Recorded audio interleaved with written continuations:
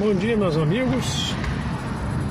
Meus amigos, a reflexão de hoje é uma reflexão sobre uma questão extremamente profunda. Eu acho que não intento de forma alguma esgotar esse tema.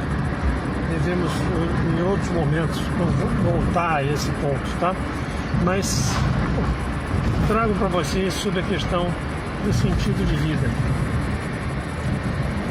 Viktor Frankl nos conta uma história, sua vida, na verdade, quando ele teve a época da ascensão do nazismo. Ele podia fugir de lá, teve chance de ir embora, mas pela presença de seus pais se recusavam a deixar o país. Ele então acabou ficando por conta dos pais e acabou preso num campo de concentração e vivenciou horrores ali dentro, viu coisas terríveis. Percebeu, é claro, que o sentido da vida para aquelas pessoas, o que mantinha um indivíduo vivo, diferenciava, vamos dizer assim, a perspectiva de alguém sobreviver ou não aquilo, era a existência ou não de um sentido de vida. Em especial, aqueles que basicamente tinham por que viver. Então, você tinha pessoas ali que simplesmente perderam todos, não tinha mais nenhum parente, simplesmente não viam sentido para viver. Essas pessoas esgotavam suas forças rapidamente e, em seguida, perdiam essa guerra, vamos dizer assim. Aqueles que conseguiam sobreviver eram aqueles que, pelo menos na sua fantasia, haviam deixado para trás filhos, esposa, pais, irmãos, e lutavam e acreditavam poder lutar para revê-los pela segurança deles, na verdade. Então, isso gerava sentido de vida. É claro que o sentido de vida é algo que cada um tem que buscar por si próprio. Cada um tem que descobrir qual o seu sentido de vida. Mas eu vou dar para vocês aqui uma dica, uma pista para que você reflita sobre o que realmente é capaz de servir como sentido de vida. Um ponto extremamente importante é a questão do cuidar do outro. Quando você percebe que existe um outro sob sua responsabilidade, que a integridade, a saúde, a proteção desse outro está sob sua responsabilidade, isso te move a mais um dia, por mais difícil, por mais penoso que esse dia seja. Você sabe que há alguém contando contigo. Veja bem, isso que eu estou falando para você, se você é capaz de entender o que eu estou te dizendo, meus parabéns, você é um neurótico. Neurótico, não no sentido como a cultura hoje tenta trazer como um doente mental, justamente o contrário. Como aquele, como já dizia, como deixava bem claro Sigmund Freud no seu Mal-Estar de Civilização, o neurótico como aquele que é o que há para o almoço. Não há solução. Se tirar a neurose, o que nos resta é a barbárie, a perversão. Consequentemente, Freud via no final do seu livro que a neurose era o preço pago para vivermos em civilização.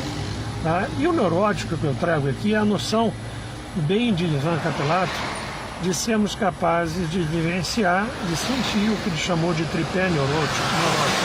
Raiva, medo e culpa. Costumo complementar esse tripé com a noção de alteridade e empatia. Empatia como a capacidade não de se colocar no lugar do outro, mas de imaginar o sofrimento do outro. E alteridade como a capacidade de perceber esse outro como um ser que tem seus desejos, um ser diferente de mim, ao qual eu não posso viver em controlar. Ele não é um objeto ao qual eu utilizo.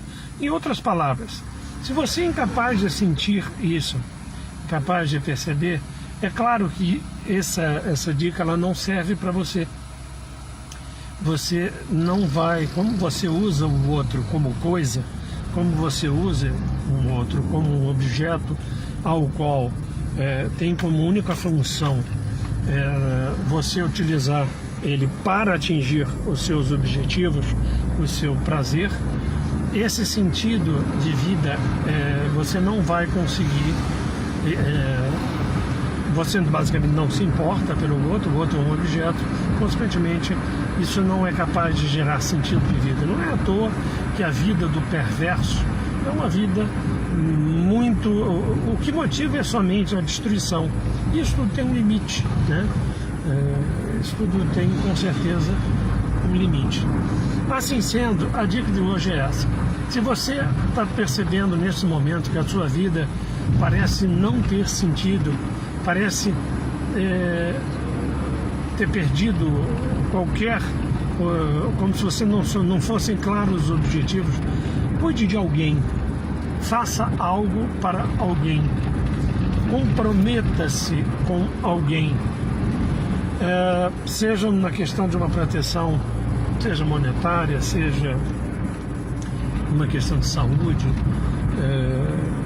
seja adotar uma criança, seja cuidar de um idoso, um asilo, seja assumir a sua responsabilidade diante dos seus filhos, seja assumir a sua responsabilidade diante dos seus pais, seja assumir a sua responsabilidade diante de sua esposa ou esposo. Se você percebe que você não é dispensável, quando você vivencia esse cuidado, quando você você se empenha e se compromete, fica muito claro a você que você não é dispensável. A vida passa a ter algum sentido. É claro que, como eu disse, cada um tem que descobrir o seu sentido, mas a dica que fica é que só existe sentido diante de dois pontos principais: diante da morte, da certeza da morte, ou seja, se eu vivesse eternamente, eu posso protelar o quanto for para fazer as coisas. E sabendo que existe a morte, que é inevitável, é diante dela que eu me movimento, é diante dela que eu faço o que preciso. Pois o tempo, até a segunda ordem, pelo menos nessa vida, está terminando. Então só há sentido diante da morte e só há sentido diante do outro. Diante do outro. Uma vida narcísica. Hoje em dia nós estamos numa época onde todo mundo, a moda é dizer, né, você pense em si mesmo, você tem que fazer, ame-se. Eu sempre falo o quanto eu acho ridículo, eu vejo nesses programas tipo, entenda que eu não estou aqui fazendo crítica, mas entender ao programa em si, mas ao ser humano, né? Um Masterchef da vida que vira o tempo todo. Estou muito orgulhoso de mim, gente, muito orgulhoso. Tudo eu tenho orgulho de mim, eu tenho essa coisa narcísica completa, né? Onde você tem o direito de ser feliz, como se isso fosse, primeiro, que é felicidade, segundo, que é quem é que vai garantir esse direito para você.